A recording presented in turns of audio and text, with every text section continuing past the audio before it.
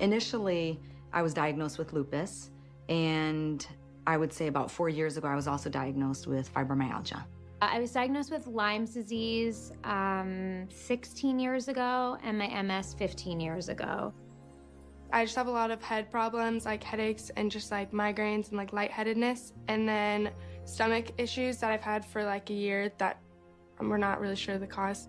All I'm going to ask you to do here today is to trust and believe and surrender. This is not Western medicine.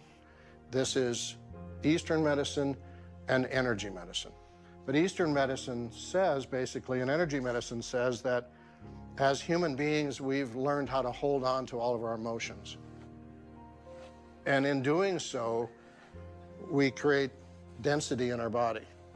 Things that Western medicine has labeled cancer, fibromyalgia, Crohn's disease, migraine, headaches, depression, anxiety, all of that. I'm fascinated with healers and how our thoughts and emotions affect our health. Now, energy healers and mind-body medicine may not be considered normal. But what's not normal to me is that so many people are sick these days. I mean, the people in this room are just some of my close family and friends. I went from being a healthy, happy mom, the best days of my life, to being completely unable to take care of my child. I've been living with chronic pain for a long time and just haven't quite yet figured out how to feel good.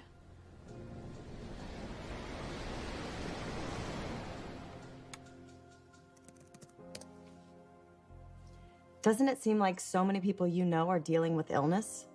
I feel like it's changed from the 6 degrees of Kevin Bacon to the 1 degree of cancer. I mean, has our world and our food become so toxic that illness is inevitable?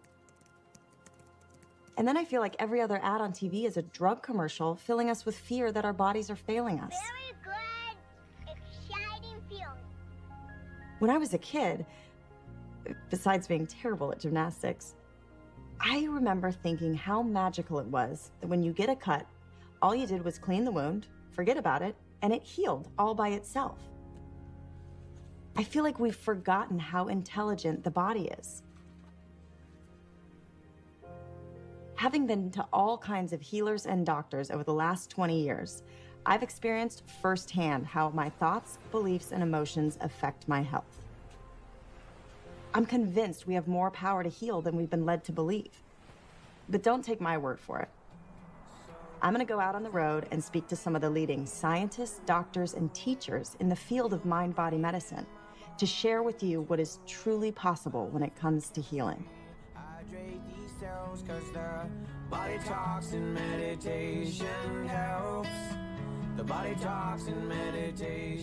It's not just that disease starts in the mind, it's that everything starts in the mind.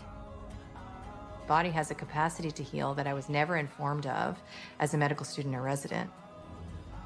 The mind, body, emotions, relationships, sensory experiences, sound, touch, sight, all these senses are windows to our inner pharmacy. You've got to get to the root cause of your dis-ease if you're going to find freedom. So if I change my perception, my mind, change my belief about life, I change the signals that are going in and adjusting the function of the cell. Tonic thoughts produce tonic chemicals. Toxic thoughts produce toxic chemicals. How deeply can we influence our bodies or the bodies of our loved ones when it comes to healing, or the world beyond our bodies? How much influence do we really have?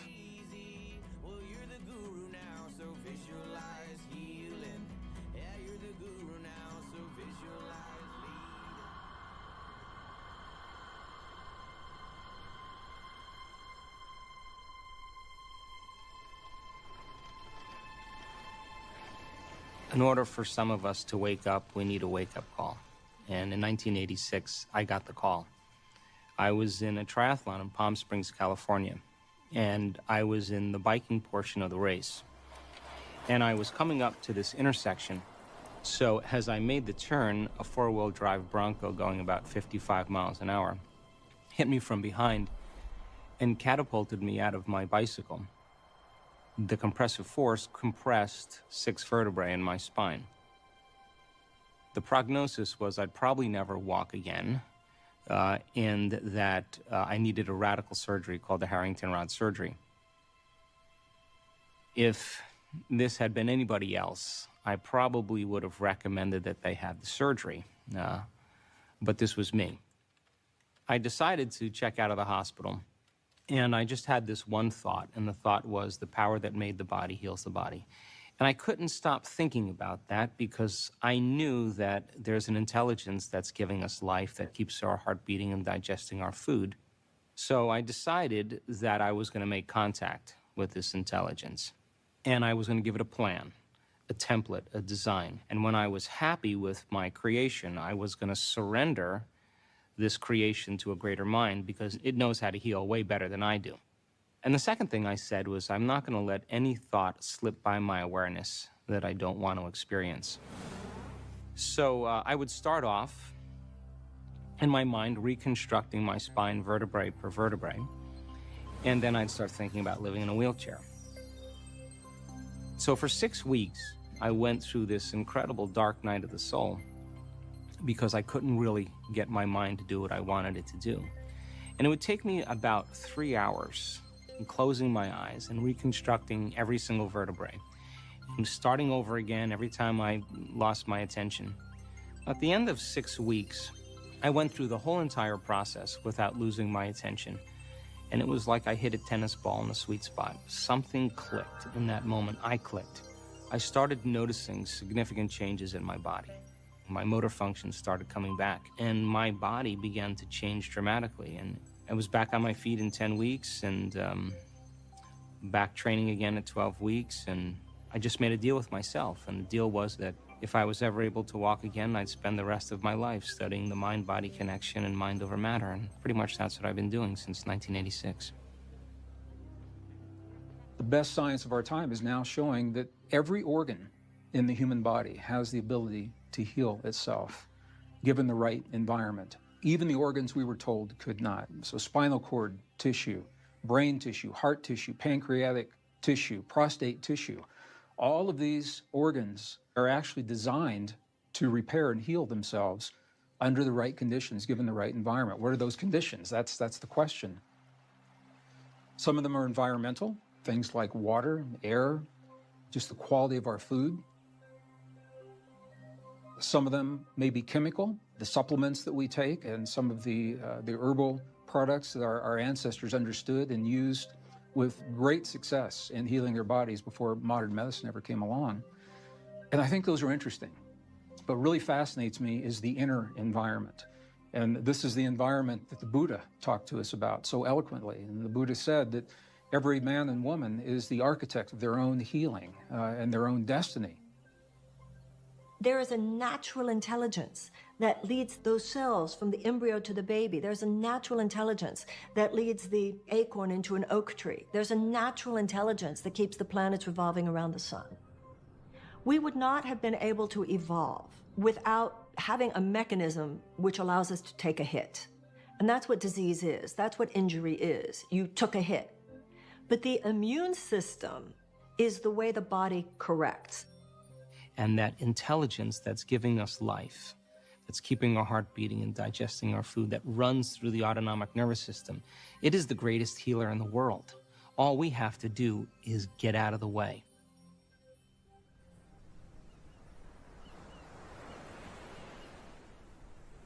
I was always super healthy. My life was really just a journey of healing and health. I was studying acupuncture, yoga. I was a super good eater. Mostly vegetarian, probably 40% raw. But I had gone through a lot of stress. I moved, was in a very bad marriage. My mom died. That was probably the hardest part. And she died of cancer. So pretty much the whole foundation was shaken. But I, have always had this real positive, so I just kept doing yoga and riding my bike, and I thought everything was fine. But I did know that there was something wrong with me physically because I would get headaches and just kind of feel a little nauseous. So I went to a doctor 3 times over the course of a year, and each time he gave me a different test. He said, oh, you're fine. So the 3rd time, I told him I have a lot of pain, and there's like a stabbing pain in this area. And so it was bottom of my colon at the junction of the rectum. So he did a sigmoidoscopy, and there it was. And they thought it was stage 2 or 3 at first, and then, of course, the first thing they do is they send you to a PET scan. And then the PET scan showed that it was in a few places, and it was in my liver also. So it was stage 4, and that was a shocker. I had never heard of anyone living from stage 4.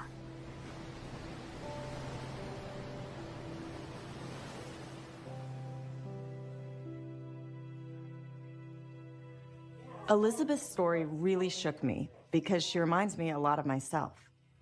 She was healthy, worked out, did yoga, seemingly did everything right. Yet one day she wakes up with stage 4 cancer. It makes me question, are we at the mercy of some random fate? Or is there something else going on that we just might not be aware of? I've been in practice for 35 years now, and I've seen a lot of patients, I've seen a lot of crazy things. And I'm more firmly convinced every week that goes by that the ultimate cause of disease is stress. 90% of what takes people to the doctor is stress-related illnesses. They leave with antidepressants. They leave with every kind of medication. And we have 3 basic stresses. We have physical stress, like accidents, injuries, falls, traumas. We have chemical stress, like bacteria and viruses and hormones and foods and heavy metals and hangovers and blood sugar levels. And then we have emotional stress, and that's family tragedies, loss, job, finances. And all of those things knock our brain and body out of balance. When you perceive a threat, in the old days in school, we referred to that as activating the adrenal system, fight or flight. If you're being chased by a saber-toothed tiger, how much energy do you want to make available to run away from that tiger? I hope you get the answer, and the answer is, I want 100% of the energy to run away from the tiger. Centuries, thousands of years ago, that was maybe appropriate because there was literally a potentially life-threatening situation with a wild animal, let's say. But now it's your spouse, or it's your boss, or it's rent that's due in a week. And yet the system reacts in the same way as though it's a life-threatening situation, so you're still releasing cortisol, you're still releasing adrenaline, noradrenaline into the system. And if you're running a fight or flight response all the time, by definition, you are mobilizing resources from your gut, from your elimination system, from your immune system, from your higher brain centers, and putting that energy in your muscles to fight for your life. That means your memory is not all that good, your concentration is down, you can't digest your food properly, you can't eliminate toxins properly, and your immune system is compromised chronically, all the time. Stress hormones inhibit the immune system. How effective? When doctors want to transplant an organ from person A to person B, they want to transplant a heart or a kidney or a lung. The doctor gives the patient the stress hormones and then transplants the organ. Why? Once the organ is put in, the foreign organ, and the immune system is now shut down by stress hormones, then I'm not rejecting the foreign organ. Unfortunately, in today's world, the stresses are 24/7, 365. They never let up. Good evening. Just ahead of the spring and summer travel season, we got a sobering update on Zika today. The net result is illness and disease. That is the only consequence that will come from the chemistry of fear. And yet, look at the world today. ISIS's so-called caliphate is under attack. The Dow plunged another 260 points. New losses for Americans and their 401ks. In the beginning, I just thought maybe it was some kind of like reaction or a hive or some dermatological thing. Then it started to progress and get worse and worse, and I started to get massive breakouts and boils and hives, and then it started to spread a little bit to like my ears and my head, and so then I started to freak out more and thought, okay, it's probably something more serious than I'm just guessing it to be by putting on some, like topical creams and stuff. And I think what really sparked it was maybe about a year and a half ago. It was the middle of the night and I woke up, but I couldn't move. My right side of my body was paralyzed. So I freaked out for a moment, thought I was having a stroke or something was happening. And eventually I could start to feel some tingling coming back, and then I rolled out of bed. From that moment, I think, about a year and a half ago is when I really went to the rheumatologist, went to a neurologist, allergists. They keep saying it's autoimmune. The biopsies now show connective tissue disorder, so we know it's something autoimmune. Giving me all this literature and all these different drugs, but they sound so scary. I don't want to take them. It's like causes blindness and then heart disease and just tons and tons of side effects. And it's so frustrating that no one knows how to help you, right? And sometimes I'm thankful it's nothing worse. But at the same time, for me, just daily life, it's like I have to work, I have the kids, I've got other responsibilities, and then I have to go to the doctor like 5 times a week, and it starts to just get really daunting. It's really tiring. I was just so tired.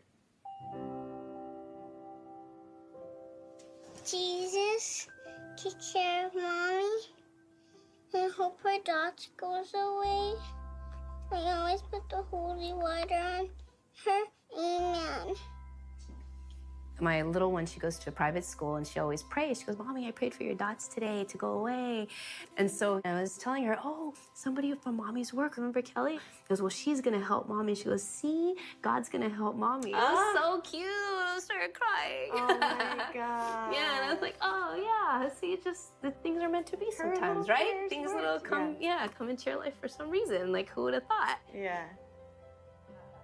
It's so crazy how the universe works. Eva brought me some contracts to sign at the office and apologized for a rash that was on her hand. Only then did I find out that for 3 years she's been struggling with this mystery illness. So I'm going to connect her with some holistic practitioners that I've worked with, see if they can come up with an answer for her and help her, and we'll just see what works, what doesn't, and hopefully find out why.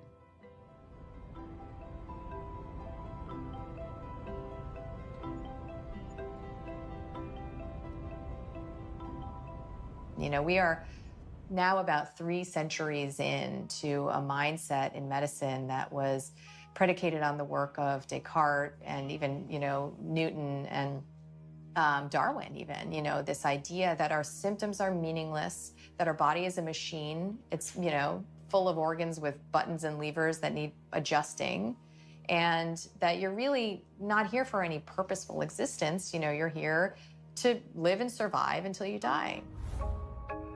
Medicine, being derived from Newtonian physics, looks at the body as a physical device, and that if there's anything wrong with it, it is a consequence of a problem in the mechanics of a physical machine.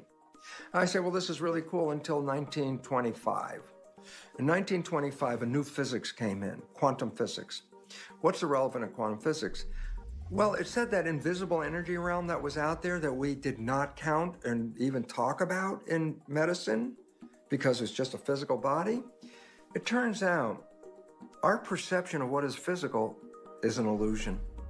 There's nothing physical at all. It's all energy. If you look inside any part of your body with a microscope, so let's say your hand, and you look inside your hand, you find cells.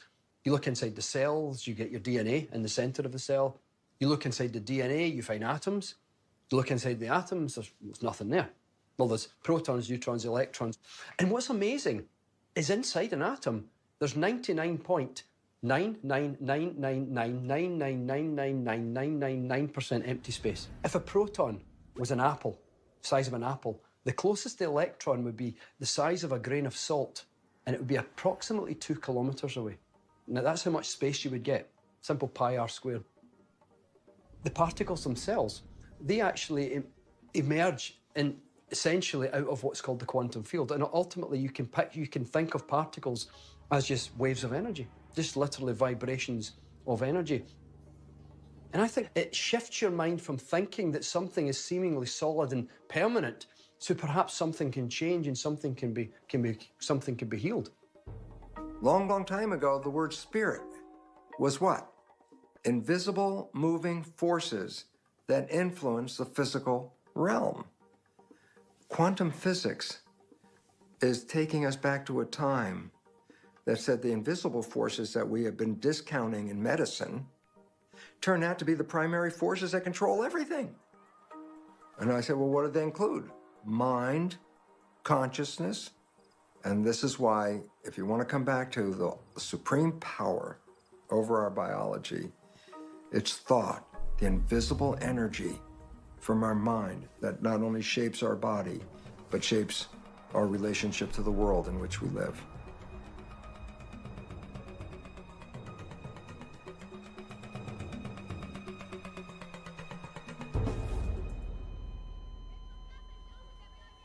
February the 2nd, 2006 should have been the last day of my life. I had lymphoma, which had started 4 years prior with just a lump on my neck. I had tumors, some of them the size of lemons, from the base of my skull, all around my neck, under my arms, into my chest, and all the way down to my abdomen. I was so weak that my organs started shutting down one by one, and I went into a coma, and the doctors told my family that these were my final hours. I then went into a realm where I became aware of my deceased father. When I was growing up, my father and I had a very turbulent relationship. I was always left with this feeling that I had let him down and that I had never been the kind of daughter he wanted me to be. And here I was now with him in the other realm, and all I felt from him and for him was pure, unconditional love.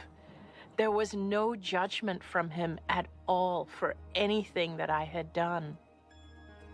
It was like I reached a state of complete and total clarity. And in that state of clarity, I understood why I had the cancer. I understood how it was that every decision and every choice I had made in my life up to that point was made from fear. Now that I knew this truth, I realized that if I chose to go back to my body, that I would heal. And it was in those moments that I felt myself coming out of the coma. By about a week, the doctors could actually see that the tumors were dissolving faster than they'd ever seen tumors dissolve before. At the end of 5 weeks, I was physically stronger, and they really could find no trace of cancer in my body, so they let me go home and live my life cancer-free.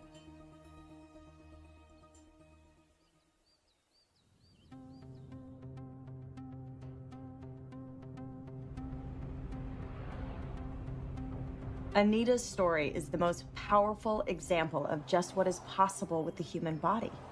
She is proof that no matter how far gone the body seems, it is possible for tissues to regenerate and function to restore. She had a dramatic shift in the way she looked at life, from one of fear to one of love. That's it. And her body responded and healed. But is she just some random miracle, or can we study what happened so that more people can make this shift? So I've been studying radical remissions for over 10 years now, and it started with a trip around the world to interview radical remission survivors from all different countries. And then since then, I've gone on to analyze over 1,500 of these cases, and I've conducted over 250 in-depth interviews. And these are people from all walks of life. So there have been radical remissions verified and reported for every single cancer type. People with pancreatic cancer, with stage 4 lung cancer, with a big brain tumor that's considered inoperable. There are examples of people out there who have healed from it. I've discovered over 75 different things that these people have done to try to get well. But not everybody uses all 75 of these factors. However, when I looked at the data, they were all using these 9. Only 2 of them are physical. The rest are mental, emotional, and spiritual. And that hit me like a ton of bricks. There really is a way to activate the immune system with your mental, emotional work. And of course, there's plenty of science behind that. Does that mean that we're all going to heal tomorrow? No, but it means they deserve to be studied, and there's something incredible there for us to learn. I very much believed that perfect health was only one prescription away. And it wasn't until about 9 months postpartum, my pregnancy, that I got my first diagnosis. And I was diagnosed with Hashimoto's thyroiditis.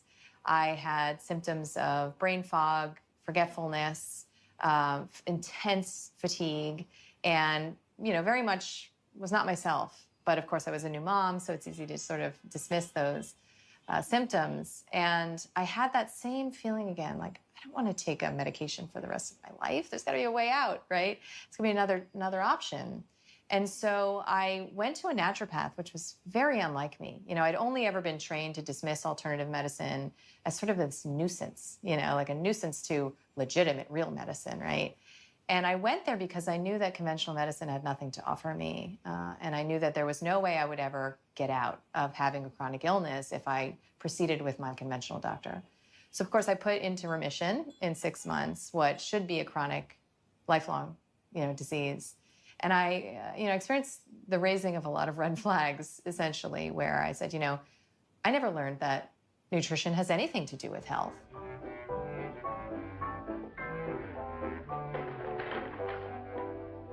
Now open your little mouth.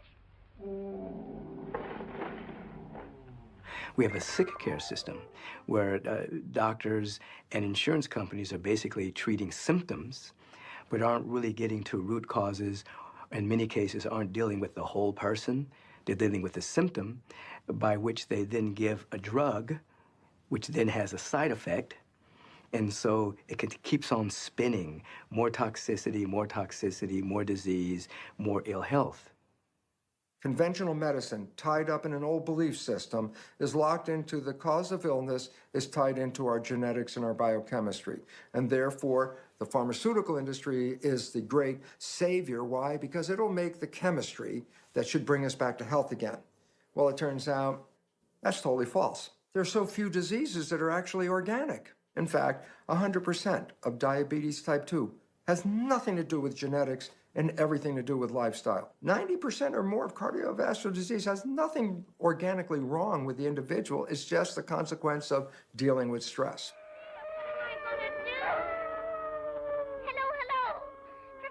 Does this mean medicine is all negative? And I go, absolutely not. Medicine does miracles with trauma. If I physically hurt myself, I get in a car accident, and my guts are hanging out, don't send me to a chiropractor. And I don't need a massage therapist. And homeopathy is really not going to help. I want a surgeon. Medicine is useful. Pharmaceutical medicine, therapeutic interventions, surgery, etc. are useful. I would say in maybe 10% acute illnesses. Otherwise, if you have a chronic illness, doesn't matter what it is, cancer, heart disease, autoimmune illnesses, use a holistic approach, which means everything from mind, body, emotions, energy healing, even distant healing, anything that influences your experience of mind, body, emotions. So with emergencies and acute illness like injury or infection, we need a quick fix. So thank God we have the most advanced life-saving technology. But with chronic illnesses, they've developed over time, so the quick fix model won't work. We need to get to the root cause if we're gonna make a change. I'm gonna speak to a guy who is helping thousands of people get to that root cause. He uses, well, a different kind of diagnostic technology. Let me do a little this, just hang on. Thought you had a heart murmur before, but it looks good. Just take a look. It all started at age 4. Woke up one morning to a voice that I call Spirit. And this voice talked to me just like someone else is talking to like you, or if you're hearing someone talk or you're talking to someone else. So it's in real time. And then that evening at the dinner table with my family all sitting around, Spirit appeared, asked me to come out of my seat. I came out, walked up to my grandmother, and then Spirit took my hand, put it on my and I put it on my grandmother's chest, and Spirit said, pronounce lung cancer. say that grandmother has lung cancer, grandma has lung cancer. A few weeks later, they brought her in out of curiosity because it couldn't leave us. We couldn't forget about it. And she had lung cancer, so that's how it started. Lower back's not as good as it should be. I don't know if you go to the chiropractor. I like weekly. Weekly? Yeah. Okay, is he working on that? Yeah, I feel like I have a spasm that's right there. Yeah, that's from 20 L3, years. L4. Yeah. Okay, but that's okay. I like that stuff. This is fun because you're really healthy. It breaks my heart when someone has something serious wrong with them. How do you convince the skeptics out there to believe you? It's really not an issue. And I don't really run into too many skeptics, actually, to tell you the truth. I'm sure there's plenty of them out there. But, you know, when you're in this, where you want to help people and you want to give them the answers, and people are suffering out there and they got chronic illness and the answers aren't out there, it's not about the skeptics. It's not about that. It's about the person getting better. It's about the person healing. It's about what they need. That's the focus. So I really don't focus on the skeptics. Talk about, you know, these chronic mystery illnesses. Doctors have labeled them autoimmune disorders. The reason we call it autoimmune is because we don't know the cause of the symptoms or the disease or illness that's occurring. Look into psoriasis and eczema, cause unknown. Multiple sclerosis, cause unknown. Fibromyalgia, cause unknown. Rheumatoid arthritis, cause unknown. What's happening is there's a pathogen involved. There's something causing the problem, a toxin or a pathogen. It's causing the symptoms. The body is trying to protect you from it. The key to getting rid of it is knowing how to use certain things like certain herbs, certain foods. Most importantly is the foods, to know what starves it. Treating certain toxins and pathogens with diet and herbs really resonates with me. Turning to nature and food as medicine is what ancient civilizations have been doing successfully for thousands of years. I know that when I cleaned up my diet, the positive effect on not only my physical health, but my mental health as well was huge. And this is why I thought a good place for Eva to start was to see a nutritionist. With Eva, she's got a barrage of symptoms. One thing in particular, as I looked at her blood lab, is she is really inflamed, chronic inflammation. We literally have trillions of bacterial microbes, good microbes in our body. We actually have more bacteria in our body than we do our own human cells. And the majority of these live in our gut. And what the microbiome is it's like a little universe in itself inside our gut that constantly is cleansing us, stimulating immunity, building vitamins, and keeping pathogens out of our system. So if someone's microbiome gets killed off for various reasons, right, mostly bad diet, stress, medications, perhaps, you can kill off enough of that microbiome where the actual intestinal wall starts to get injured. So if your intestinal wall starts getting holes in it, junk is bleeding into your bloodstream and then going all over your body. The key is we got to remove that. We got to remove the offending items, right? Fix the diet and get her to heal. We're going to start her on the diet this week. So a whole food plant-based diet is really an unprocessed, predominantly plant-based food. What does that mean? That means vegetables and fruits and whole grains and legumes, you know, all the foods that are nutrient rich. So if we can stimulate your immune system, remove the offending things you're doing to yourself every day, you'll heal way faster than it took to get in the disease process. And that's the beauty of healing.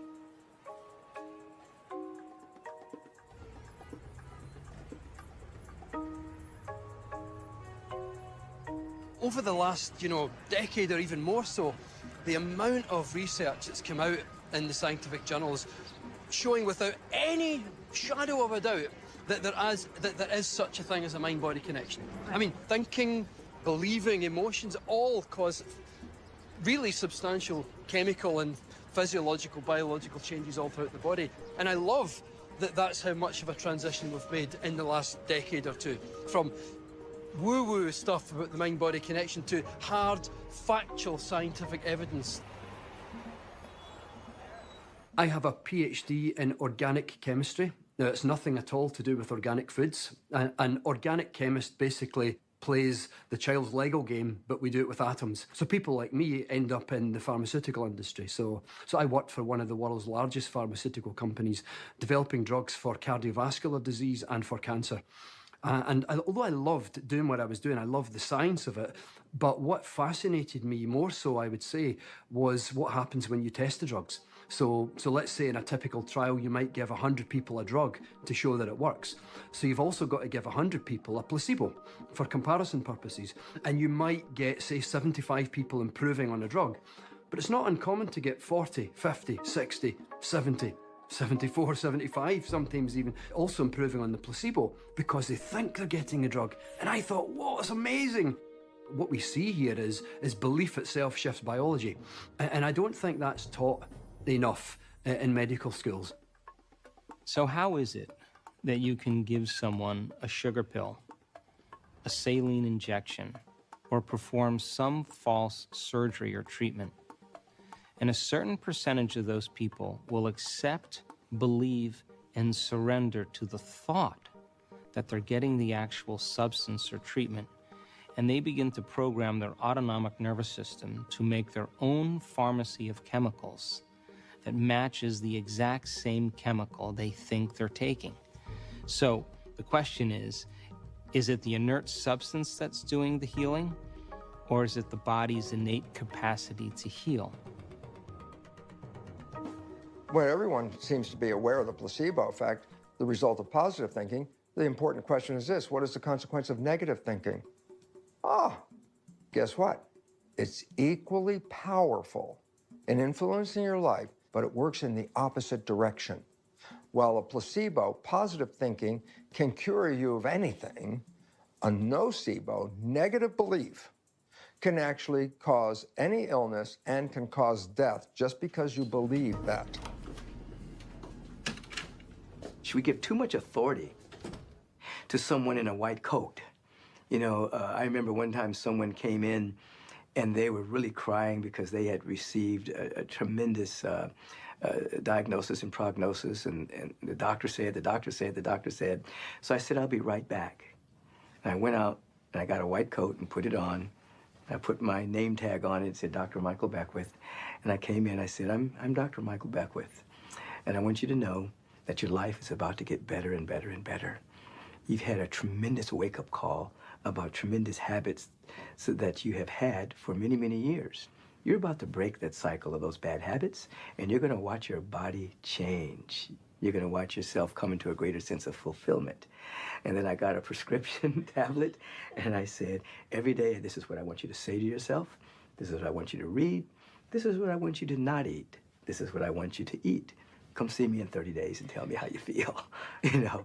And she went from crying to just laughing because she realized that she had given her power away.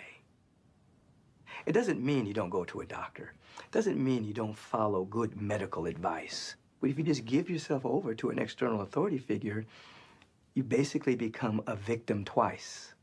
A victim to the condition and the diagnosis, and now you become a victim to an authority figure telling you about what's going to happen in your life. Okay, so believe the diagnosis.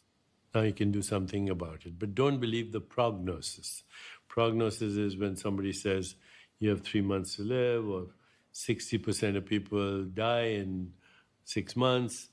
It's like telling what the temperature is now, knowing the average temperature for the year. If you're from New York City and the average temperature is 75 degrees, it doesn't tell me what the temperature is right now. You know, statistics are impersonal, and you are a person, and no one knows what you're capable of or where you're going to go. You know, if someone says, well, there's a less than 1% chance of recovering from the kind of cancer you have, well, someone's got to be that 1%. And why couldn't it be you?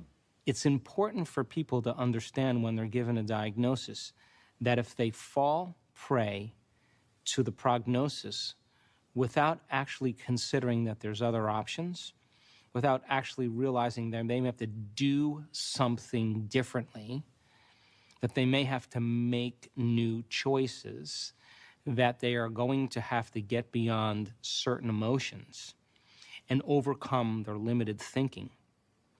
If they can understand that if they're able to do that, more possibilities open up as a result of their own personal changes, that's when you start to see all kinds of magical things start to appear in the person's life. When the doctors gave you the diagnosis and the prognosis, were they trying to rush you into chemo and radiation? Yes, and I wasn't going to do it because I always swore with the acupuncture background that I believe in natural medicine and natural healing. So I wasn't going to do it. I was going to go to, you know, any of the places that do the natural healing with the juices and things.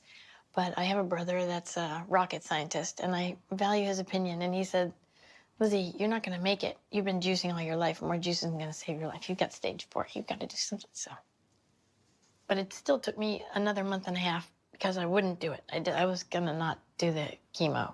And so finally, enough people gathered me up and brought me in, so I did it. And then I started doing a lot of spiritual healing. My friends did a fundraiser that went kind of fast and wild because people were like, oh my gosh, if Elizabeth Craig has got cancer, we're all gonna die. So they raised some money for me. So I started doing, going to all the alternative healers I could find because I thought, if nothing else, maybe I can just chronologue the whole thing and share it with people, and then it'll be, people will learn from that. Deanne Portia was one of the people I called, and she's a spiritual psychologist. Healing, Topanga. Originally, the primary purpose for calling her was so that I could die not afraid, because I was afraid to die. And they said that that wasn't looking good. This guy's fear, panic, worry, and anxiety, but through the process, instead of that happening, I started to feel miracles. the first session that we had together was actually the day that she got her chest port put in.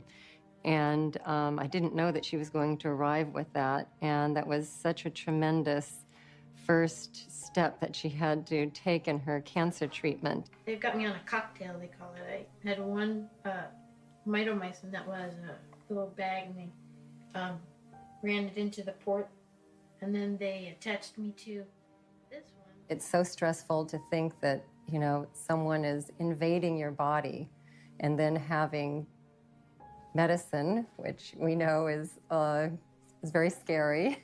You know, so she had to make friends with that. And some people get the port in their arm, their upper arm, and other people Deanne get just it kept in the working chest with or me mine. and saying, this is medicine. It's going to heal you. This is good for you. And I think that made all the difference in the world. We have to relate to it as something that is targeted medicine.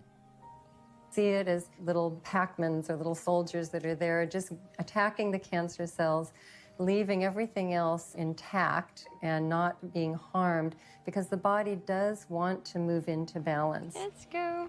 I started calling him, because he was my little chemo pack, I called him Chemo Sabe. Chemo Sabe, all right. Deanne helped me change my attitude that he was medicine and not, you know, poison. The power of belief is, it's almost everything. It really is.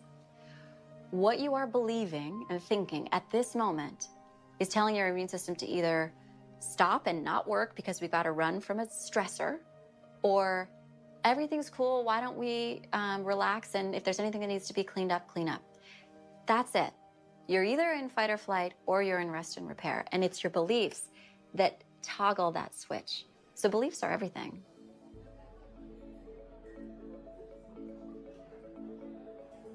Back in 1968, I was learning how to clone stem cells. And back at that time, just a handful of people in the entire world even knew what a stem cell was. So I was in the right place at the right time to make some interesting discoveries. I put one stem cell in culture by itself. It divides every 10 or 12 hours. At first there's 1, then 2, 4, 8, 16, 32, doubling.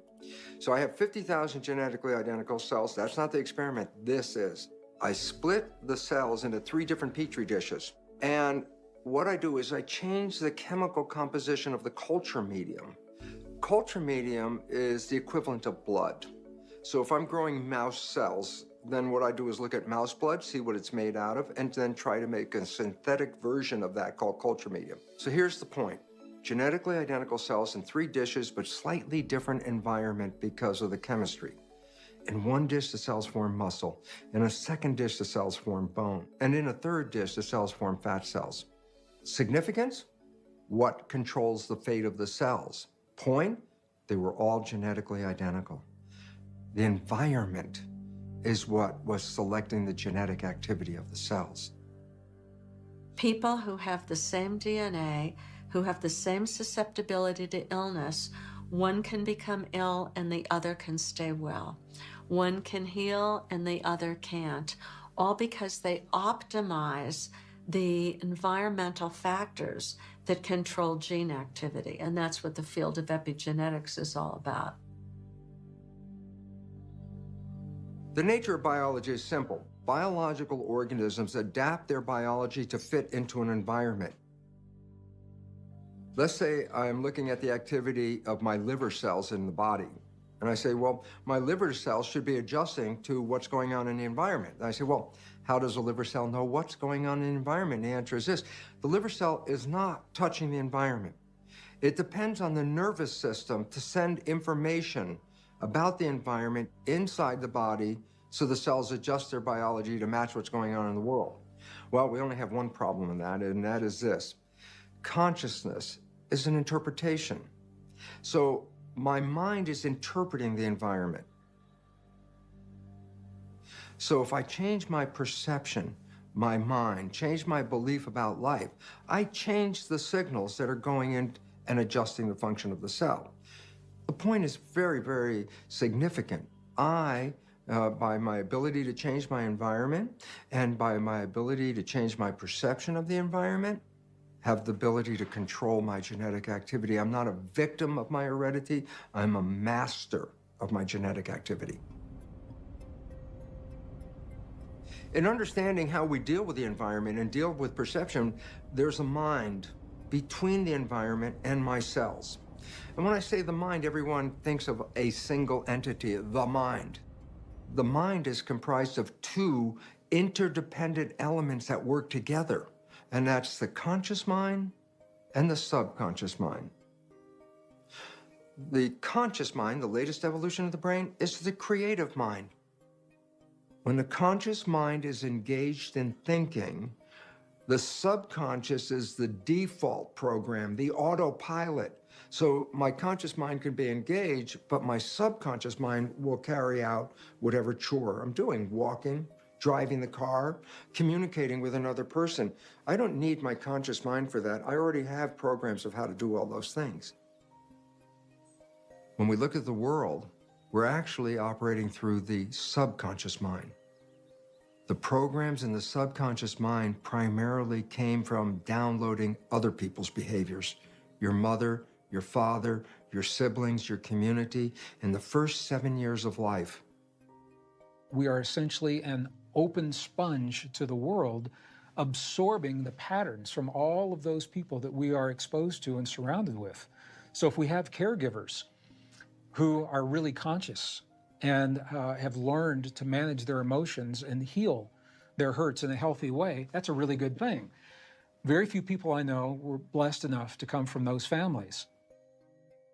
Let's say we're growing up in an environment where there's trauma in the household. Alcoholism, family conflict, inflamed relationships. And when we don't have tools to process our emotions in a given moment, that becomes a memory that's not fully formed. We end up seeing ourselves and the world around us as if we're still 4 years of age in an environment of just conflict and trauma and drama. We filter and therefore feel that again and again every time colors, sounds, smells, taste, feelings get triggered. Boom, we react as if that memory were going on for the first time. So you can attempt to outrun the subconscious mind just like you attempt to outrun a shadow. You can't. You got to turn around and face it. You got to see the problem as the portal. And so recognizing that these symptoms and stressors are meaningful and brilliantly intelligent in waking us up. I was going twice a week to visit Dee, and my brother would drive me up. And do the sessions. And the funny thing is every time, well, after the first few, no, actually, I'd say every one of them, I would think, I have no idea what I'm going to say. I don't feel like anything's wrong. I don't know. You know, okay, we'll just talk. And then somehow she would do like an exercise or a thing, and then something would come out, extracted from some place in the past that I never, you know, like talk therapy wouldn't get to this or your own thinking or whatever. I lovingly forgive and release all of the past. I choose to fill my world with joy. I love and approve of myself. Working with Deanne, we started working on like all those feelings, the grief, the sadness, the fear of the cancer, and then things that were deep down inside that I had no idea were residing, like old stuff that I really didn't even think of. And why is that you? She kind of takes what everybody gives her, and she doesn't really ask for much, and she's gonna get better. Elizabeth identified a time in her life when she felt really pathetic. There was an incident where she, you know, all the kids were supposed to bring something to school, and she brought graham crackers. That's all she had to bring, and they made fun of her. So she just kind of adopted this belief that that was pathetic, how pathetic that was. And she carried that with her for a lot of years. I mean, into adulthood without even understanding or realizing how that pathetic self-image would carry forward in relationships and in adult life. Ask for Spirit's assistance and go for the deepest healing. The healing tools can involve inner child healing work, sacred anger work. Yeah, I've got it right now. Boy, am I mad right now. I'm mad. So the sacred anger work, when that comes up, and there's anger in a session that's ready to move, we will go out on the back hillside and we throw rocks. And to throw these rocks as hard as I can and move that stuck energy. I didn't know that I had such a detrimental mindset. I thought that it was a pretty good one. But the cancer personality style, the I don't want to be a burden, it's easier for me to give love than to ask for it. It was really important for me to learn how to ask for help and to connect. You know, there's this tendency for people to feel like they did something wrong if they got sick. But if we aren't aware that we have limiting and negative subconscious beliefs running our lives, then we can't blame ourselves for getting sick. If we stay in fear and resistance, we not only waste valuable energy that we could use to heal, but we are closed off to information and possibility. If instead we ask ourselves, what is this pain or condition trying to tell me? It creates space so that the answers can come into our awareness. I've always, even from, when I was young, been fascinated with health and wellness, being the best you can be. It was always part of even going through high school and college. And then I came across Ayurveda probably about 16 to 17 years ago. I was sitting there and I was like, finally, someone knows what the hell they're talking about. The constitution is Pitta Vata. I think one of my favorite parts is that we have something called samprapti, which is a Sanskrit name which describes the process of how disease comes into existence. And there's 6 stages. And when I first heard this, it was just so beautiful and so simple. And the first stage is accumulation. You accumulate too much of what we call a dosha. Dosha is the quality of energy. You've got too much fire, you've got too much air, you've got too much earth and water in your system. So let's take fire. If you accumulate too much fire in your system, you may have a symptom of like a sour belch from time to time. No big deal, but that would be a sign of there's too much heat in the system. The next stage is aggravation. Now it becomes aggravating to the system, so that what was a sour belch now becomes a little bit of heartburn. Don't let the food you eat during the day haunt you at night. Again, in this day and age, no problem. We got the solution, right? You take Prilosec, Nexium, whatever. You don't actually deal with why do I have the imbalance, because it's considered somewhat normal to have heartburn. The next stage is spread. So now the excess heat that's in the system that hasn't been addressed because that individual is still eating too much spicy food, still drinking alcohol, putting too much heat into the system, spreads. The fourth stage is localization. So now that excess heat that's in the system that started with accumulation now finds a weak spot in the system where we've lost some integrity. Let's say the guy we're talking about was a football player in high school and maybe took one too many blows to the knee and his knee's a little funky. That would be an ideal place for the excess heat to find a home. So now that progresses over time to maybe arthritis. So it becomes manifested as disease, and then the sixth stage it becomes diversified. So now it actually alters the tissue system itself. Maybe it becomes rheumatoid arthritis. So the beauty of that system is if you understand those 6 stages, that if you want to prevent disease, what do you prevent? Excess accumulation. Prevent buildup. Now, to me, where the biggest buildup is right here. And so you see that whole disease process applies to the physiology and the psychology. We've been emailing back and forward Yes. Before our meeting today of things that you want to approach. Right. And why do you feel that it's time for you to work on this? I think it's the physical aspect of it that's Mhm. forcing me to realize that maybe there's something more to than just being sick physically. You know, past emotions that are maybe affecting me. Like when we go on a plane, we're frightened. Right. Yeah? Right. We have a physical response to something that's happening emotionally, which is we have sweaty palms, Right. we have heart palpitations. So that's a physical response to something emotional. Right. Yeah. Now imagine if you were denying something Right. daily and it has nowhere to go until it starts to build. Right. And it builds and it builds and it builds into, you know, pick your disease. This idea that emotional blockages can lead to physical blockages. So the idea then is to release them. And you can do that however you want to. Some people, you know, let it go in a Zumba class. Other people went to see a shaman and did soul retrieval. You know, it's across the board. Some people did psychotherapy. Some people, you know, burned all the letters from their ex-husband. So it really is whatever works. Whatever's going to allow you to let go of that anger, to let go of that resentment or that grief or that trauma, you know, that especially trauma, which can often be locked away inside your brain in the subconscious part. So we're going to do emotional freedom technique. We spoke about it the other day. Right. And it took a little bit to get to the emotions because you're so good at denying them and pretending that everything's fine. And but we took a lot of notes. And the emotional freedom is being able to go there, being able to go to the thing that we suppress and allow it to come up.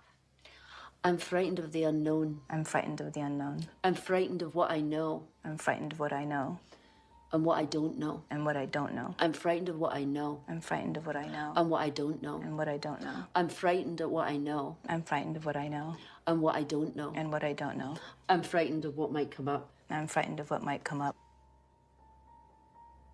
When we have an emotion within our hearts, that emotion sends a signal to our brain, and the quality of that signal determines what the brain does in response to the emotion. So if you can imagine a signal from the heart to the brain that is a very smooth series of waves, nice, even, coherent is the term that's used, waves from the heart to the brain will match that smooth, even, organized chemistry, and it will release the chemistry that supports life into our bodies. This is where our immune systems become really strong, super immune response. On the other hand, the stress chemistry, when we feel those moments of frustration, anger, hate, jealousy, rage, fear, the signal looks different. It looks kind of like a bad day on the stock market. It's a lot of very chaotic, unorganized, jagged waves going from the heart to the brain, and the brain receives those waves and says, oh, I need to match this chemistry. This is stress chemistry. When we're in a state of stress, our energy field goes into a state of resistance. That's why a polygraph works. You know, we're able to read it. In that energy, our blood is affected. It doesn't flow as effectively. Heats up, cools down. When we're in stress, there's resistance. That affects our pH. And we become more acidic when we're in a state of stress. In a localized or systemic full body acidity, inflammation occurs. And it's just a reactive way of pumping more blood to attempt to help with healing. However, we're starting to go down a slippery slope because that inflammation is a fire. And that fire starts to burn the house down. So we have things building. Yeah, maybe. Things just build and build and build, and then they come out in the skin. Yeah. Yeah. Things that you pretend don't bother you. Right. What about your mother? You mentioned your mother in the email. I can't even go there. You can go there. This is the opportunity. Yeah. Well, we're estranged. We don't speak. Yeah. It's been off and on like that for 10 years, maybe more. Is she ill? Mentally? Yeah. Yeah, I would say so. She's on Valium, you know, she's on a lot of stuff before, and she's weaned down over the years, I think, but I'm sorry, it affected her a lot. You know, just, okay, you have to go pay the rent, you have to do this, you know, all of this, like, from a very young age, you know, 3rd, 4th grade. So there's a lot of responsibility very young. You know, I started driving very young, so I could drive her to work and drop her off. Yeah. You know, ironing her outfit for work or doing certain things that just You were the mother of the mother. I think so. Yeah. Where's your father? He couldn't deal with her craziness either, so he left when I was maybe 11. And just left and never came back. And you've never seen him since? No. Ready? Take a nice deep breath.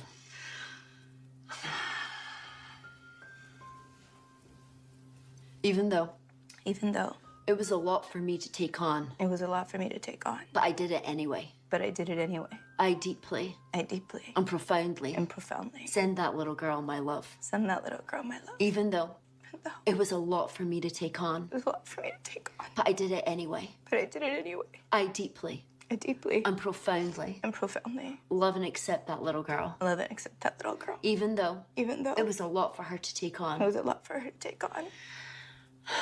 But she did it anyway. But she did it anyway. I deeply and profoundly send her my love. Send her my love. It was a lot for her to take on. It was a lot for her to take on. It was a lot for her to take on. A lot for her to take on. It was a lot for her to take It on. was a lot for her to take on. It was a big burden. It was a big burden. It was a big burden. It was a big But burden. who else was going to do it? Who else was going to do Who it? else was going to do it? Who else was going to do it? Who else was going to do it? Who else was going to do He it? left. He left. He left. He left. He left. He left. I picked up all the slack. I picked up all the slack. I picked up all the slack. I picked up all the slack. I picked up all the slack. I picked up all the slack. Because I loved her. Because I loved her. I loved her. I loved her. I loved her. I loved her. And I wasn't going to abandon her. I wasn't going to abandon her. I wasn't going to abandon I her. wasn't going to abandon her. I wasn't going to abandon her. I wasn't going to abandon her. Take a deep breath.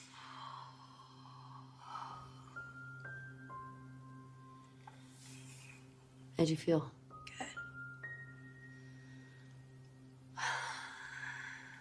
How do you feel about her now?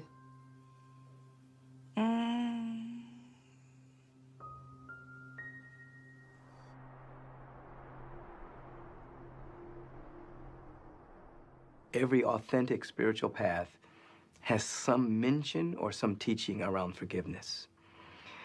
I always say that all forgiveness is self-forgiveness because the resentment I may hold towards another, or the unforgiveness, or the rancor, or the resentment, all of those thoughts are happening within me.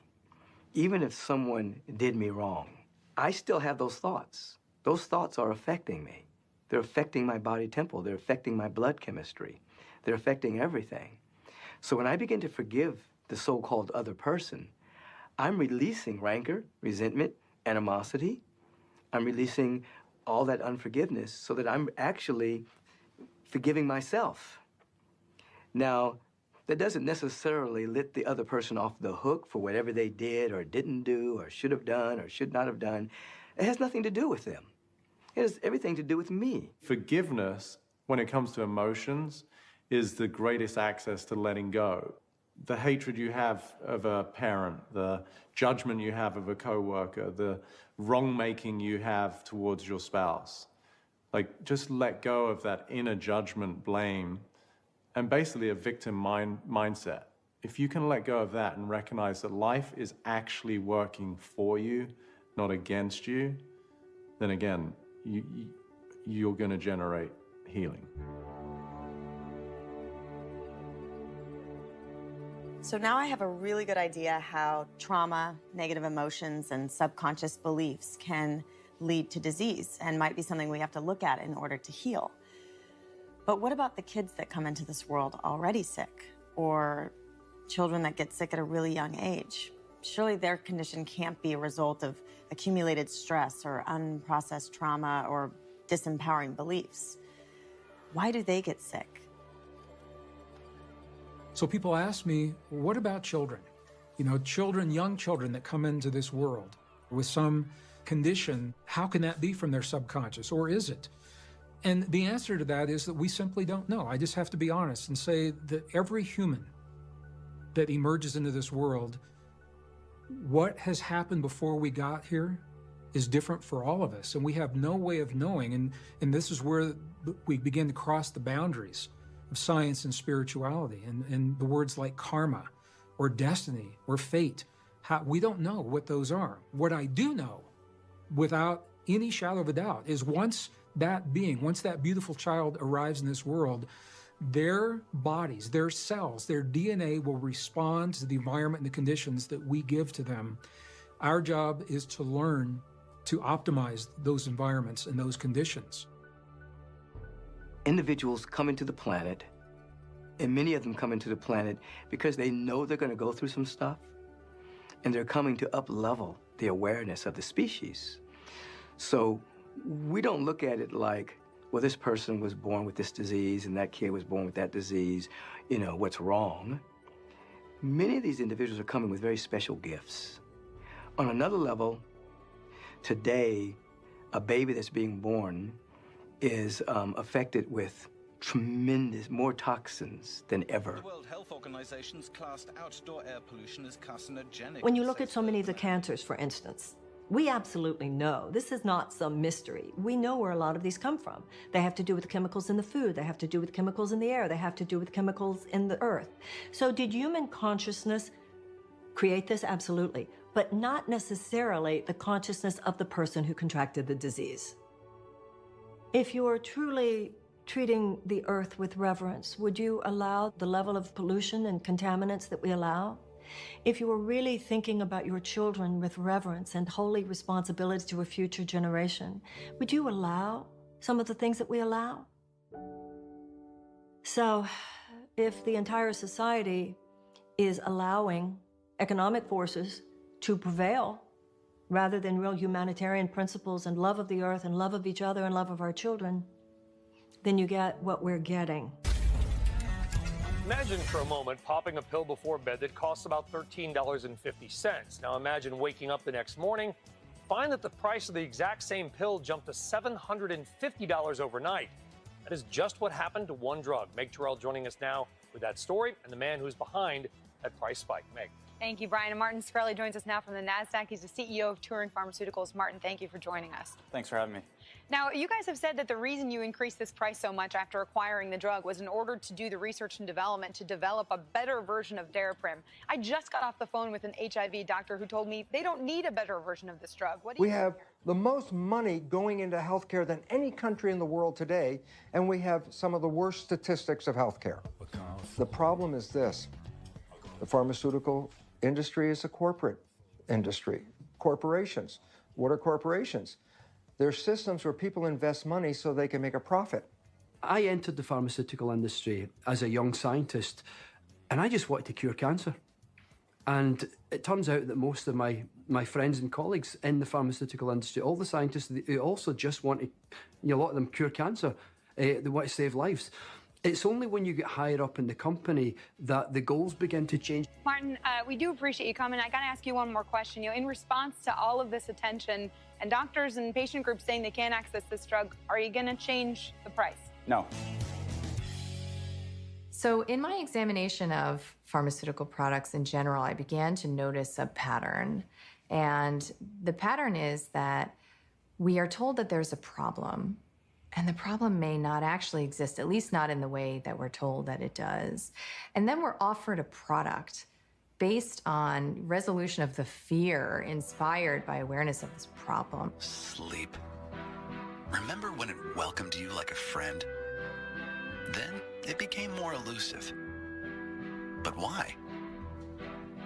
When you have insomnia, it may affect the wake neurotransmitters in your brain, disrupting your wake and sleep messages. And in fact, if you follow and dig into the literature, what you'll find is that the very product that's offered to solve the problem actually creates and perpetuates the problem it purports to resolve. Hallucinations. The temporary inability to move while falling asleep or waking up and temporary leg weakness have also been reported. In depressed patients, worsening depression, including risk of suicide, may occur. Alcohol may increase these risks. Side effects include next-day drowsiness. Pharmaceutical industry looks at the destination that it wants to fix and ignores the fact that when you add a drug, there are multiple drug interactions, which are not side effects, but direct effects. So we have that, and then we have to look at the efficacy, right? Do these meds actually work? Could those risks be worth it? And that evidence is really even more concerning because we have a body of evidence that suggests that these medications are no better than a placebo. Placebo, of course, which wouldn't incur, those same risks. And then there's the bigger question of what are you opting out of when you choose to manage your symptoms in this way? There's a story I really love, which, talks about a caterpillar that's in the chrysalis, right? And it's struggling to get out. And there's this little hole in the chrysalis, and there's a man nearby, and he sort of feels bad for the caterpillar. It's trying to get out, right? So he takes a pair of scissors and he snips the chrysalis. And of course, the caterpillar turns into a butterfly that dies, that never can fly, right? Because it needs to go through the process of emergence and struggle. Literally, it physically needs to do that to be able to manifest.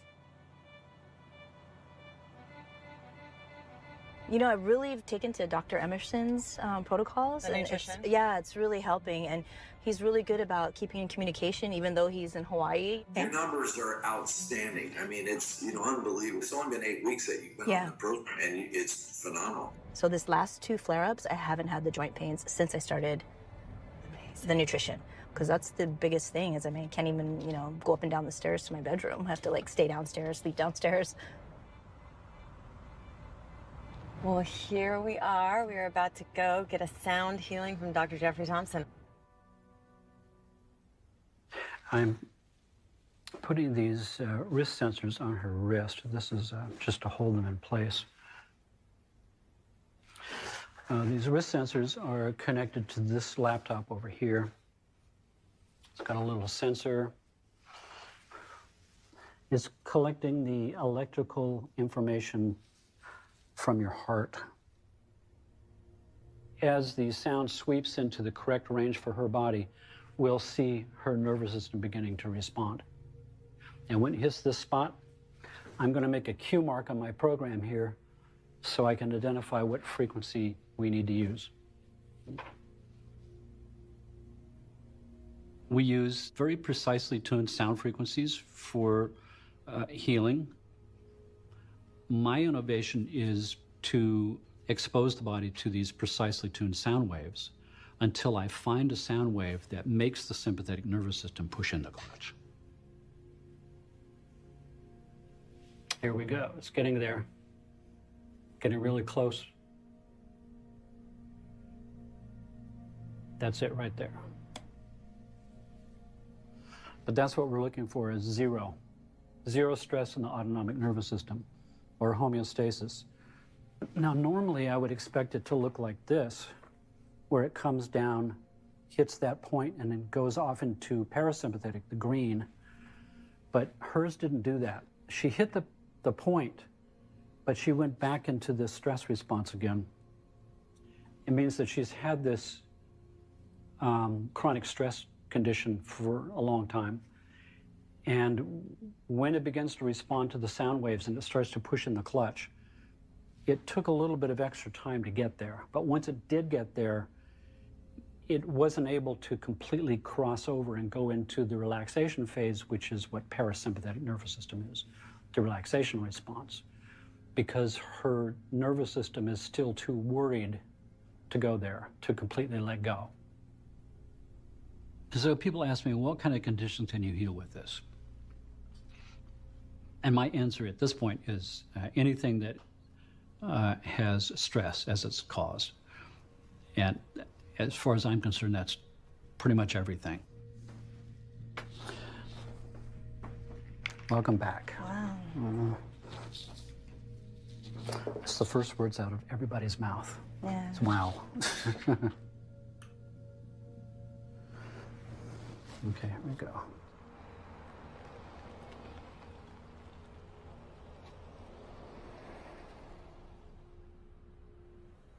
What Dr. Thompson showed me is that Eva is in a constant state of stress. Even when she's relaxing, it's hard for her to fully switch over into the parasympathetic nervous system, which is where you need to be if you want to heal. So that just proves to me that healing really needs to take place on multiple levels.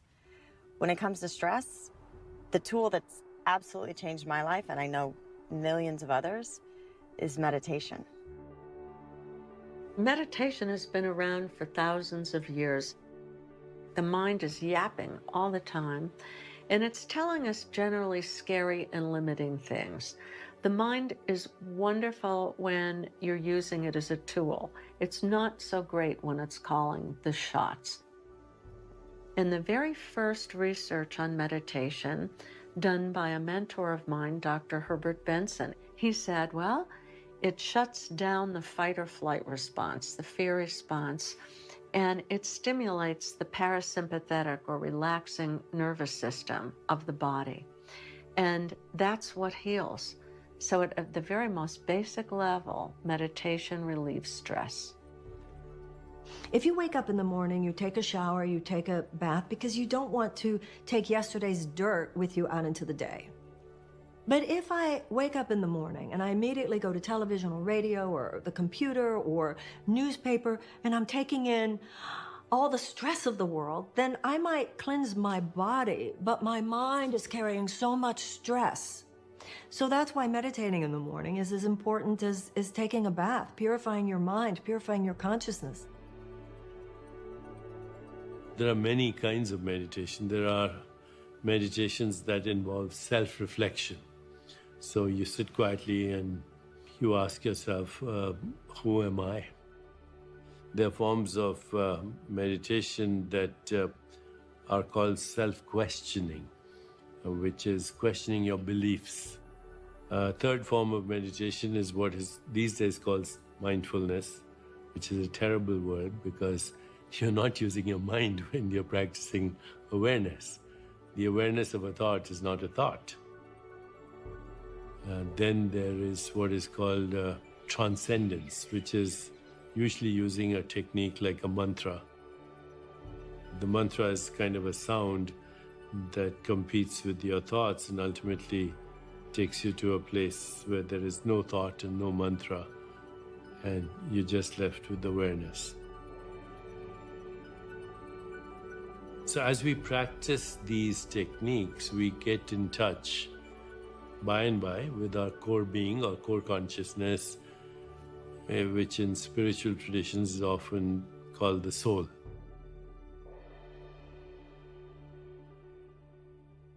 Your pituitary gland does amazing things when you are in meditation. It releases oxytocin, dopamine, relaxin, serotonin, endorphins. Everything good that your body can make is released when you make this spiritual connection. There really is this internal process that we can flip on like a light switch. We can flip on these juices of life if we just take a moment to connect. Doesn't have to be meditation or prayer. It could be going for a walk in nature. But your mind needs to quiet, your breathing needs to slow, and you want to feel that unshakable peace.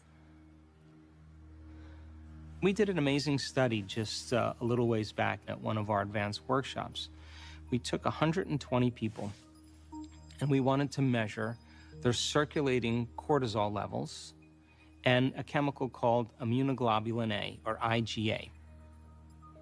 We put them through 4.5 days of training, and at the end of 4.5 days, we measured to see if there were any epigenetic changes or chemical changes that took place by their internal work. We found that the majority of people's cortisol levels diminished, which means they were no longer in survival, they were no longer stressed. But the relevant thing that happened was that their IgA levels went from about 51.5 to 83, right to the ceiling of what's considered high, and some people were up in the hundreds. Now, IgA is the primary defense against bacteria and viruses. It's greater than any flu shot.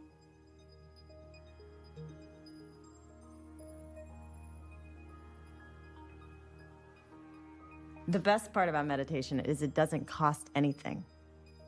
You can do it anywhere, anytime.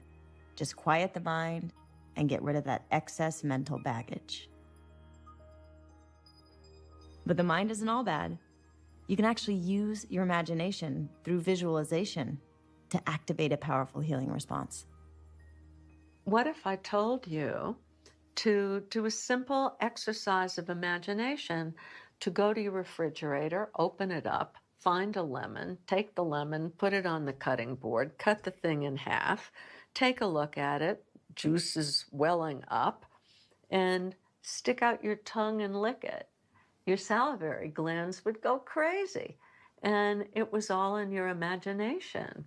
So there's no question that what we imagine can affect our physiology. For several years, I've been collecting stories, testimonies, interviewing several hundred people who've used visualization as some part of their healing journey. And amazingly, what like 99% of them do is you take an internal picture of illness and convert it into an internal picture of wellness. And that's it. It's illness to wellness. That's it. And they just do it over and over and over again. So to give you a few examples of this strategy of illness to wellness, people who are even getting chemotherapy, imagine the chemo drugs as little piranha fish going and nibbling at the tumour. But in their mind's eye, what they're seeing is the tumour getting smaller and smaller and smaller and smaller until it's gone. People in radiotherapy imagine the radiation like bolts of lightning going pew, pew, pew, pew, pew, and burning chunks out the tumour. But again, tumour's getting smaller and smaller and smaller until it's gone.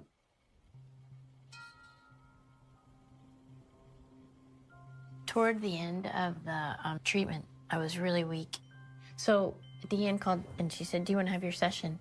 And I said, "I don't think I can make it. I can't really get up." I was just laying down a lot. I couldn't really get up. And so she came to visit me, to give me a session. And when she got there, I was just shaking. So she said, "I think you're running a fever." She gave me the thermometer and it was 103.5. So she said, "We need to take you to the hospital." So she drove me to the hospital and it was going up as we're driving. I got to the emergency room and they started giving antibiotic bags one after another, and nothing was working. I just remember I could hear my heartbeat. It was like I could hear water and air, really loud. The fever kept going up, and I kind of thought, "Oh, I wonder if this is it." When I woke up, my brother was standing outside the glass door with the laptop, and he was telling me, "They're praying for you." They did a group prayer on Facebook with over 100 people, and right after that, I kind of came out. How could my prayer, how could my meditation, how could my loving thoughts of gratitude and appreciation possibly impact the healing of another person in the room with me or halfway around the world? And the answer is that we are deeply connected through a phenomenon that is known as entanglement.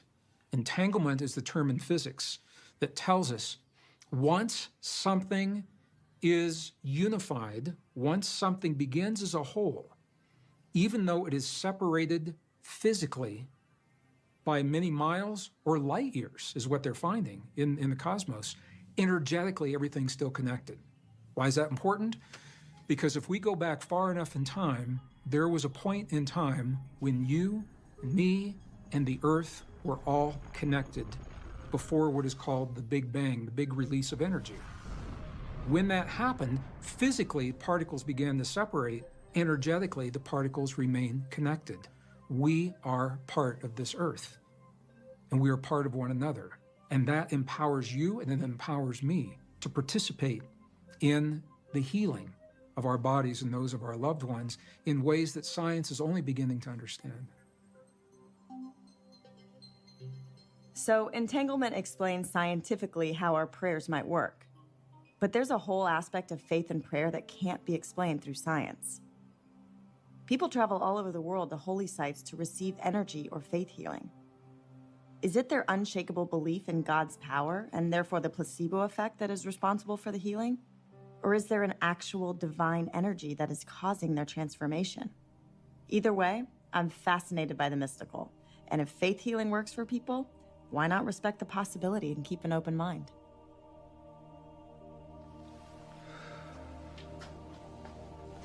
Everybody take a nice breath.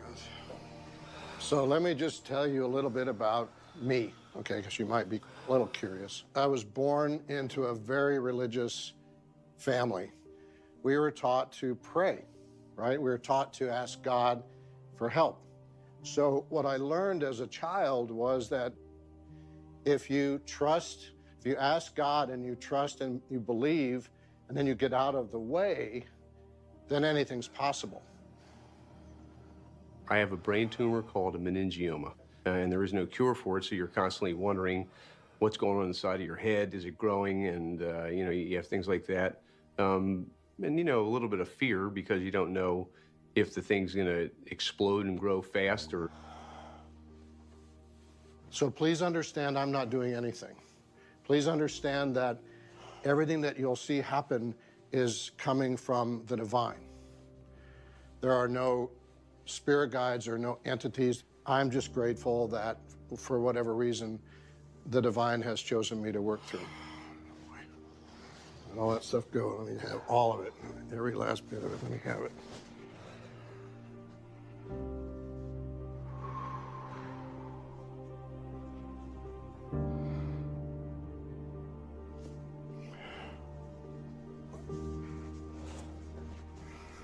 Shake your head, shake your hands, shake everything out. New hairdo.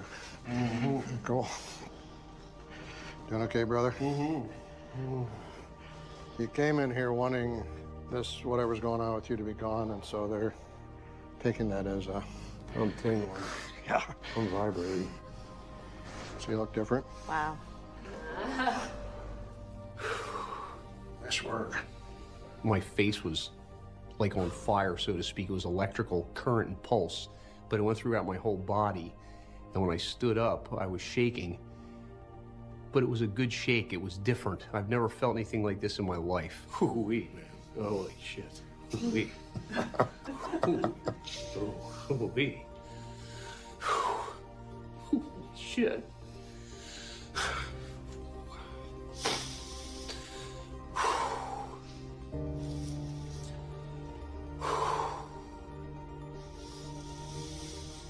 This is why I get up in the morning, right here.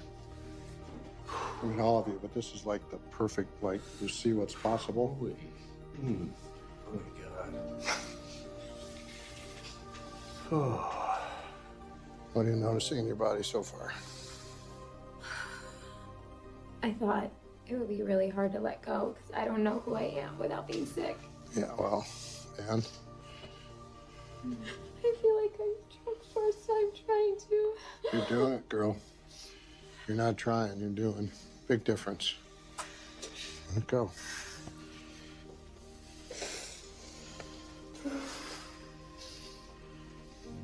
What she just said is like the bottom line with so many people. They don't know what it's going to be like, what it would be like to be well, and it's scary, so they don't go there.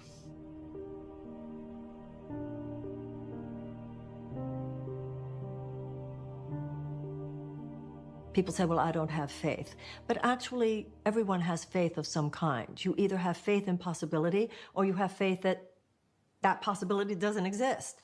And In a way, we have more faith in the power of cancer to kill us than we have faith in the power of God, the power of miracles, the power of infinite possibility, the power of any force other than what our eyes can see and our hands can touch to actually interrupt the power and the trajectory of disease.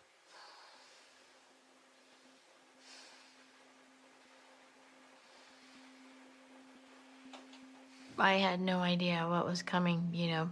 I was just trying to prepare myself for whatever answer they gave me.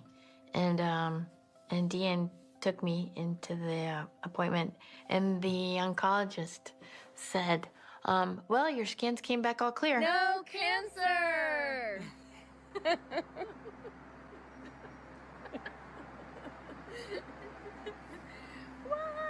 And I just started crying and laughing at the same time, and he said, yeah, we must have misdiagnosed you. What? Yeah, well, I think because he didn't think it could be resolved so quickly. It's a miracle. It's a miracle. The regimen always was with everyone. They said it'll be a 2-year thing. It'll be chemo first, then chemoradiation, then surgery, then more chemo, and that would take 2 years. And mine was gone in 1 round. Where did we do it last time? We did it at Resolution. And even my oncologist, who I thought was the best of that I could find, they'd say, wow, it's amazing. All of your hair hasn't come out. What are you doing? You look really good. Your numbers are good and stuff. And I said, I'm doing wheatgrass. And he'd go, oh, okay, well, whatever. And I said, do you not believe in wheatgrass? And he said, no, but if it makes you feel better. They gave me 2 different types, and with the one, my hair would have come out completely. But with the 2, yeah, for sure, it was a goner. And it never all came out. I still had a good 2/3 of it at the end. Yeah, and all the time in the world to enjoy it. The best part for me was that I was supported by friends and family, and that I had a spiritual therapist that really helped me work through all of this stuff and get rid of the fear and the old hurts and wounds, and then allow me to return to a really high state of healing. If you perceive that people are coming to help you and hold you and help you through this process, and you feel this outpouring of love, they are actually helping your body heal. Because as soon as you perceive that, as soon as you believe that people are sending you love, you have this oxytocin response. And oxytocin release has been associated with increased natural killer cells, increased white cells. The immune response just goes through the roof. It's really important to work with doctors that treat you as a whole person and surround yourself with friends that inspire hope and strengthen you rather than add to your fear. It's hard though, because when I'm sick or in pain, I feel vulnerable and just want to crawl up in a ball and be alone. So how do we break out of that downward spiral of fear? How do we transcend the pain and shift to a positive mindset? So when a person shows up in a doctor's office and they're given the diagnosis of rheumatoid arthritis or MS or cancer or diabetes, once they hear that diagnosis, the common emotions they experience is either fear or sadness. They can think positively all they want. They can say, I'm going to overcome this condition. But if they are feeling fear, that thought never makes it past the brainstem into the body because it's not in alignment with the body's emotional state. You get that person to change their emotional state and get them into a state of gratitude. Why gratitude? Well, we normally give thanks when we get something. But if you're giving thanks in a state of gratitude, your body is believing it's receiving something because the emotional signature of gratitude means it's already happened. So the more that we can feel the feeling as if our healing has already occurred, giving thanks for that healing already being present, that is the trigger for our bodies to grow the nerve cells to make the connections to trigger the brain chemistry to reflect that healing. We have this advanced nervous system that we regulate through the choices we make in our lives, what we think, what we feel, what we believe, and specifically the emotions that we choose to respond to what life brings to our doorstep.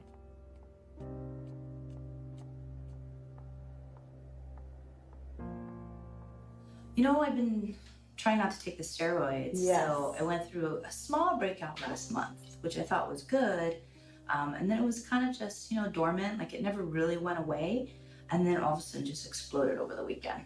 Oh. So I have like these massive boils that are starting, and then I have them all over my chest. Oh. Oh my God. Yeah. So that's like, This is like when it's almost full blown, it's not quite. So if you have something residing in you, like say you have Epstein-Barr virus, or say you have one of the shingles viruses, stress can trigger it. Mold can trigger it. Someone breaking your trust can trigger it. Problems at work can trigger it. Being fired from your job, everything can trigger it. But there has to be something in there to trigger.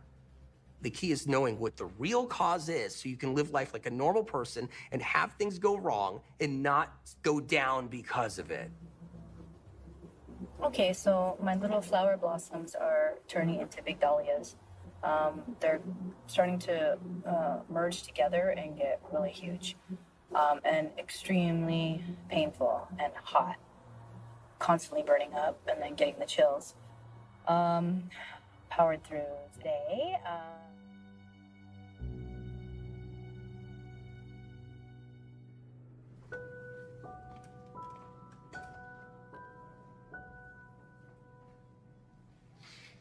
They immediately called some doctors and put me in isolation because they didn't know if it was, you know, contagious, viral, what was going on, infectious. And some really bad abdominal pains, and just this is just getting so painful and intense. So they called all those specialists and they ran all these tests and everything came back basically normal. You know, as I got out, they gave me just really heavy doses of steroids to knock it out because they could see that I wasn't getting better on its own. And then my dermatologist was concerned about me taking the steroids after to initially knock out the breakout. So she gave me a prescription of Dapsone, which is an antibiotic. And I didn't realize the strength of the antibiotic until I went to the pharmacist. He stopped me at the counter and said, do you know that this is a really heavy dose of antibiotic that you're taking? So that's where I'm at. You know, I have to pick my poison. Do I Band-Aid it with steroids or do I take this heavy antibiotic indefinitely?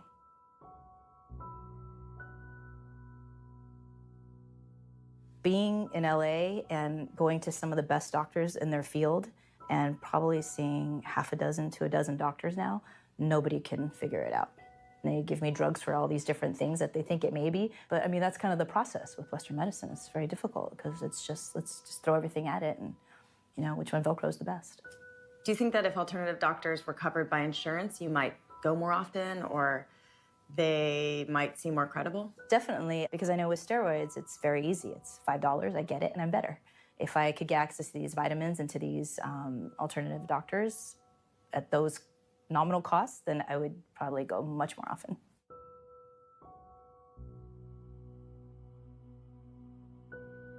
I believe in the naturopath and all that and doing everything that's alternative. I just can't seem to dedicate myself. I don't know why. You know, maybe I'm just, you know, emotionally stunted to do or open myself up to that, or there's just something that's blocking me. Because it seems achievable, and in my condition, like I should be able to, but for some reason I can't.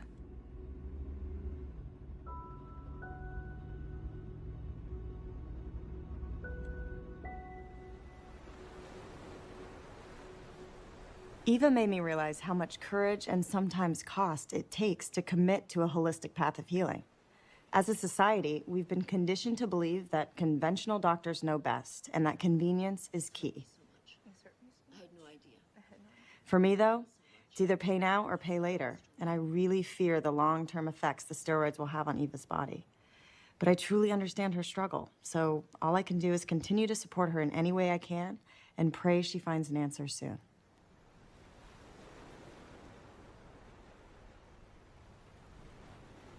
It's around your 3rd anniversary being cancer-free. Some fear comes up around this time of year because you've heard stories. Oh, so many. When I first went back to work, they'd say, oh, great to have you back. And and then say, yeah, my so-and-so had cancer, and then, oh, they were great. They did the chemo, and then they had no cancer for 2 years, and then 2.5 years later, they're all covered with cancer. They died months later. So many stories like that. So I've been kind of dreading this PET scan. And also, I don't like the radiation, but you have to do it. I actually was manifesting a lot of pain in my body, and then you can't tell whether it's from the radiation damage or what's going on, but yeah, it got to the point where I thought for sure it was coming back. What seems very, very clear to me is that my body wants to be healthy, our bodies want to be healthy, but it's the head that just, it's the fear and the this and the whatever that wants to, you know, it's just like a racket you're running on yourself, kind of. And how to let go of that.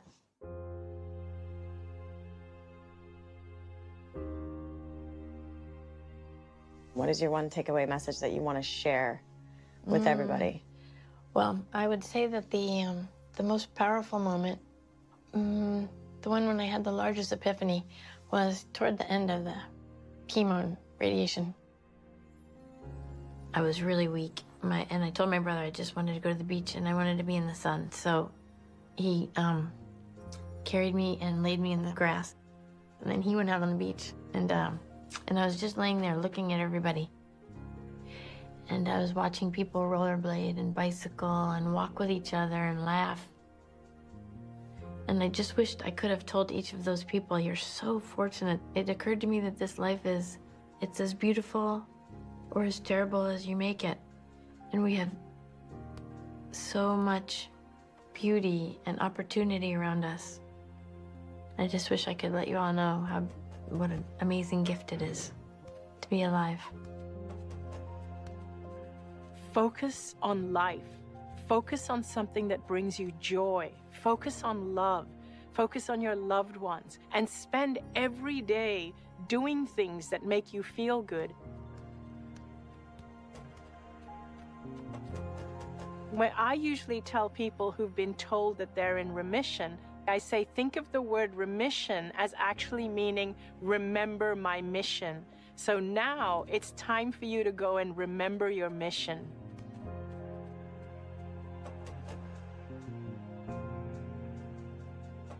Disease can be complicated, painful, and scary. I don't claim to have all the answers, but on this journey, I have learned that the human body is capable of miraculous things. It is an intelligent system deeply connected to our minds and the world around us, and brilliantly designed to self-regulate and heal. By detoxing our environment, the air we breathe, the food we eat, the water we drink, and the products we use, we support the healing process. And as we go beyond the physical and improve our inner environment, our thoughts, beliefs, and emotions, we can shift our lives and health in powerful ways. And it's all about faith, whether it's faith in God, faith in medicine, faith in our body's ability to heal, or a combination of all three. If we believe it, we can achieve it. We live in a world of infinite possibility. Choose and focus on the possibility that you want. Don't get sucked into the fear of what you don't want. We have the power to heal. So tap me out and tap me into you. Heal my brain and my body too.